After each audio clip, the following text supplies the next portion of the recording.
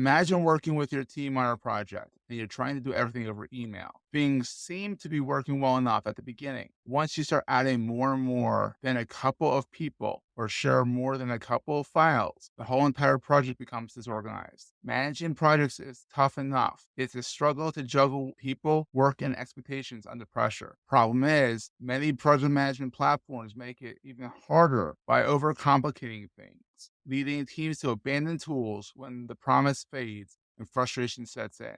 That's when teams turn to Basecamp. Famously straightforward and effective, teams stick with it, and projects thrive on it. Basecamp makes collaborating on projects easy without having to waste time. Teams that use Basecamp send less email and have fewer meetings. If you are struggling with projects, sign up for Basecamp. The pricing is simple, and they give you all the features on a single plan. No upsells, no upgrades. So go to basecamp.com/enigma. It's basecamp.com/enigma and try Basecamp for free. No credit card required and cancel anytime. Thank you, Basecamp, for sponsoring the episode. Entrepreneurs Enigma is a podcast for the ups and downs of entrepreneurship. So the wins and the fails that we all face being entrepreneurs, how we learn from adversity.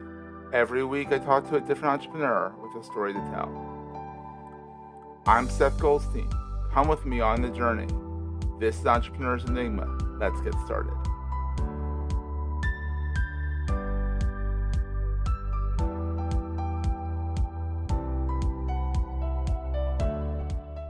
Hey everyone, welcome to another edition of the Entrepreneurs Enigma podcast. I'm Seth. I am honored to have the amazing Clouse on the program today. He is a creator. He is the lead scientist or lead lab director. What do we call you over there? Lead scientist. Lead scientist works. Yeah. I like lab director. That's not bad either. You're the lab director. This is online mastermind / community where he helps other creators get a handle on being a creator. Jay, you ran the Pat Flynn's SPI community for a little while there too, because he bought your other community. That's right. So it's not your first rodeo, to say the least. No, it's like my third rodeo probably. Oh, that's all. Overachiever. I love it. No, I love it. And you went to Ohio State, Ohio State. You have to put the in there. The Ohio State. And you've done a lot. You've learned Seth Godin's All-NBA. So you've been busy, to say the least. And you recently got married, so congratulations. Thank you. That's the most important point. Yeah, it's been a busy year or 5. So Jay, have you always been an entrepreneur, or is it always were you one of those entrepreneurs that had like a lemonade stand at 5? No, I'm actually really insecure about this because I don't have any really good child entrepreneur stories. There was one time when I was collecting Pokemon cards, and I convinced a guy to trade me like his binder of 200 cards for like 20 of mine because I convinced him that the value of mine was higher. So that's like my only child entrepreneurship story, which that's pretty good. Was probably like rooted in a lie. Oh no. My main entrepreneurship resume begins after college. Okay. In the early 2010s. Yes. And so did you work for the man at all, or was it mostly just jumped right into it? Not really. I mean, between high school and college, or the woman, right? The gender person. We'll say that. Did you work for the person? I did not work for the person, other than like short-term temp employment and maybe internships. But I did have a factory job between high school and college. I worked second shift. That was pretty crazy. What'd you make? We made tents. Ooh, that's kind of cool. Yeah, including like the tents that the military was using in Afghanistan. Oh, wow. So like tactical tents. Yeah, that was one side of it. But then we also did like a lot of graduation party style tents. Oh, the ones that you always pinch your fingers trying to erect them. Yes. They're dangerous.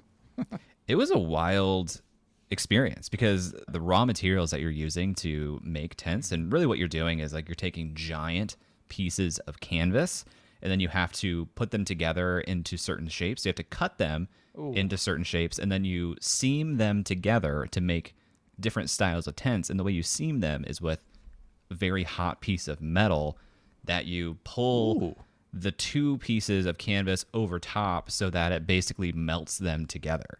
Oh, that doesn't sound safe.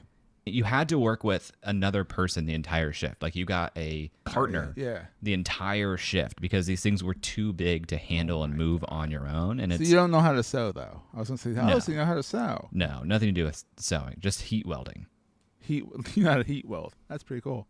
Heat weld fabric. That's pretty neat. So after college, you jumped headfirst into the entrepreneurial world, it seems. I did, yeah. I thought I was going to go into management consulting, and I couldn't get a second interview with McKinsey. And so I went with my plan B, which was helping to start a startup company, a tech company, cool. with a guy who was based in Cincinnati, Ohio. We built a digital ticketing marketplace, kind of like StubHub, a couple of differences. And we went through an accelerator. We raised some angel funding and ended up selling that business about 3 years after we started. So it was an exit, and we did make some money on that exit, but it wasn't life-changing money. Hey, an exit's an exit, you know what I mean? Yeah, and that's kind of what we felt. And also, that business was just such a tough business. Like, to really have a big win, we would have had to have put, like, 20 years into it and raised, like, tens of millions of dollars. And where would you be now? You know, miserable. Yeah. And it's a gnarly business because we were working with secondary ticket sales, and in the recent history, that was scalping and illegal. Mm-hmm. So the big players in the industry are like criminals or were criminals. But it's it's gray is what it is. Very gray. Yeah. You deal with a lot of very gray people there. Then you jumped out there. We're going to take a quick break, hear from our sponsors, and get right back to the show. You may know you're listening to this show along the Marketing Podcast Network, but did you know there are other great shows on MPN to help your business? Tanya Daka hosts a great podcast called The Copy Arena. Tanya, tell us what these fine folks will get out of listening. What they're going to get is down-to-earth copy advice that helps them get their readers to open and take action. Amazing. Where can people subscribe? They can subscribe at tanyadaka.com and anywhere you find your favorite podcasts. Or on marketingpodcasts.net. Where'd you go next? After the ticketing company, I was pretty burned out, so I decided to take a job with a venture-backed company that was in the healthcare space. And so I ran product for a healthcare startup. And that startup had gone through like Series C before I even got there. Oh, wow. That's a big startup. Yeah, it was a big startup. We had, I think, 120 employees. It had raised like over $100 million to date. And didn't really like that because the healthcare industry in the US is really bad. And I was managing people, which I just don't really like to do. And I had a boss, which I didn't have previous to that. So it was just like a hard transition. Yeah, that makes sense. So then you got out again and you never looked back. Yeah, I remember. So I was thinking about leaving that job in like as early as January 2017. And the company, there were like just levels of hierarchy within that company that shouldn't have existed. Oh, that's the worst. So I wasn't in the know that we were about to make a major strategic pivot. And with that pivot, the product that I had just spent like 6 months building was no longer going to be prioritized. And my role was going to change to do some other product. So like I was told this news one day. I got pulled in into this leadership meeting. And they're like, hey, we're going in this direction. Jay, your thing doesn't exist anymore. You're going to be going over here. And I told my boss at the time, I'm like, I'm going to sleep on it, but I think I might leave. And he was like, okay, sleep on it. Come back in tomorrow. Tell me what you think.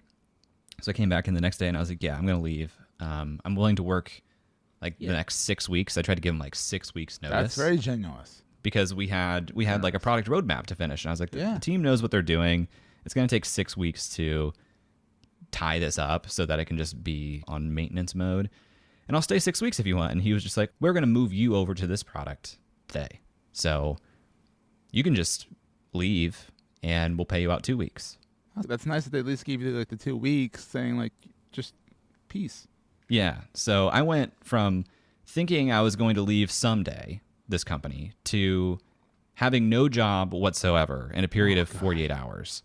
So I remember I was just kind of like thinking through like, well, I was starting to put some ideas together of what I want to do. I called my parents and I was like, hey, I just quit my job. I'll probably never have a job again. I'm sure your mom loved that. No, I'm they did sure not. your mom's like, are you kidding me? Yes, it was a lot of questions about healthcare and insurance, and what if you get a good opportunity? Which eventually I did. Like the opportunity to join Pat and SPI came up last year, and I took that. That was technically a job. That's also kind of an exit too, if you think. It was both, and I probably wouldn't have gone off of my self-employed path if it wasn't like an exit type outcome. And also if it wasn't Pat, because I mean I've never met Pat, but he seems like a pretty cool dude. So. Yeah. There was a lot to learn from Pat from that company, and it was the right move to make at the time. But as we can see now, a year forward, I'm back out on my own again because I struggle in environments where I don't have full autonomy. Oh, I get that. Look, I've been doing Goldstein Media for 15 years. I had a brief stint in corporate America, realized I do not like kissing backsides, and I was like, peace, I'm out. The ones that can be entrepreneurs, could be a cog in the wheel, and then there's us. Yep. We fly by the seat of our pants, and we're happy on our own kind of thing. Yep, totally. So with that in mind, what is the best thing about being an entrepreneur? It's being able to choose your own adventure every day. I just love that the way I spend my time is 100% in my control. And even if there are things that I'm doing that I don't love doing, it's because I made some choice to make it that way. And it's not irreversible. So I'm just on a constant journey and path to figure out, okay, how do I get closer and closer to this idea of loving every minute I spend of every day? I love that. And I feel like having a business is really the only way to achieve that. It's so true. And so on the flip side, what keeps you up at night? I sleep pretty soundly, to be honest. I could fall asleep right now if you wanted to challenge me to it. But the hardest part for me is probably, I don't want to say balance necessarily. I'm a little obsessive about the business, so I spend a lot of time with that and don't. You enjoy it too. It's your baby. Yeah. It's not like, oh, I have to do this most of the time. Sometimes there are deadlines and I've overcommitted myself, and so it's actually, I feel like I have no choice but to do this for the next 4 hours, even though it's the end of the day. Like the audit thing you did. Yeah. I saw that. I'm like, oh boy.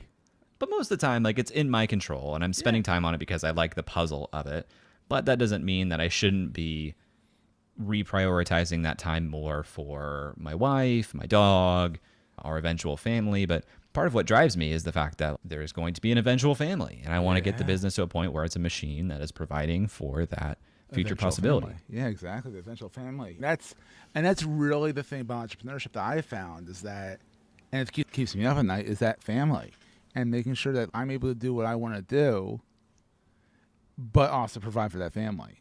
Totally. Yep. Exactly. So what is the most important thing to carry with you all the time? Wow. What I've been trying to carry with me more and more is belief, because I feel like literally anything is possible if you believe that it's possible. And if there's anything that prevents me from growing and playing at an even higher level, it's just belief. It's like limiting self-beliefs. Yeah, like belief is the precursor to action. Really all that's standing in my way is like taking certain actions. And the only reason I wouldn't take them is if I believe that it wouldn't pay off. So I'm trying more and more to just lean into the question, why not me? Like, why couldn't I do this? Why wouldn't this work? Why shouldn't I do this? And it's hard because I didn't have any entrepreneur models growing up. So this is all new to me, and I meet and learn from other people. But a lot of the people I'm drawn to are people who are in the trenches today themselves, and they're kind of busy. The people who have already made it and have more time, like, they don't know this business because this business model is pretty new. Yes. So it's challenging. It is challenging, but I like how in your community, the creator science, it has a mix of the newbies, the middle bees, and the experienced bees. I guess I'm going to make up words here, but like, you have, but you have a wide breadth of knowledge in there, so it doesn't always have to fall on you to provide the knowledge. And I really like that model. Like, you have Joe Casabona, who I absolutely adore. We all know I love Joe because we know each other for a very long time. But you have Reds in there and all that. So you have these people that are knowledgeable in their spaces. They're able to help you and also help answer questions because they might know something a little bit more than you know. And it's just such a great community. For sure. It's really diverse. It's really nice in that way. And it's just very active. People are so generous. I appreciate that it's active because if I go to a community and it's one post a day, I'm like, this is boring. You go, but then again, there's some days in the career science lab that it's like, I'm going to be spending like an hour just going through these notifications.